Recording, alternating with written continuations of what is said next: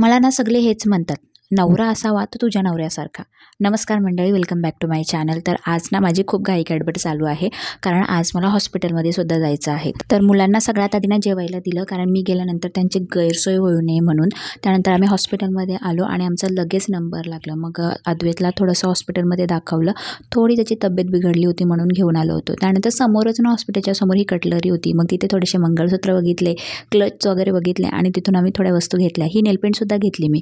त्यानंतर आम्ही डीमार्टमध्ये गेलो. आता ना हॉस्पिटलच्या मागच्या बाजूला डीमार्ट होता. आम्ही थोडंसं गुगलला सर्च वगैरे केलं, तर तिथे आम्हाला थोड्या वस्तू घ्यायच्या होत्या. डेट्स, मखाना, इसेन्स वगैरे, नंतर चीज, बटर, बर्गर पॅटी आणि मला लेगीसुद्धा घ्यायची होती.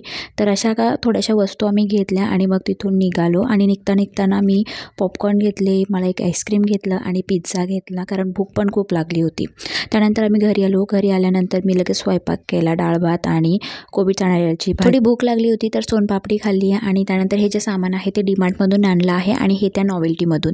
रात्रीचे 9 वाजले होते. मुलांना जेवायला दिलं. त्यानंतर आम्ही सगळे जेवलो आणि माझा ना घरगुती जो तेल असतो ना केसांचा, तो संपला होता. तर थोडंसं मी नारळाचं तेलमध्ये मेथी आणि कळुंजी टाकून थोडंसं गरम केलं. तेल थंड होईपर्यंत काल जो फालुदा बनवला होता ना, तो राहिला होता. तर तो मी अहोनी आणि अगस्त्यांनी खाल्ला.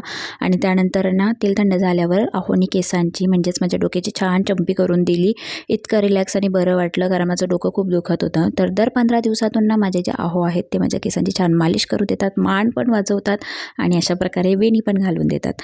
सगळं झाल्यानंतर अगस्त्या माझा झोपायला आलेला, तर त्याला झोपवलं मी. आणि असा होता माझा आजचा दिवस. नवीन ब्लॉग बघण्यासाठी चॅनलला सबस्क्राईब करा. बाय.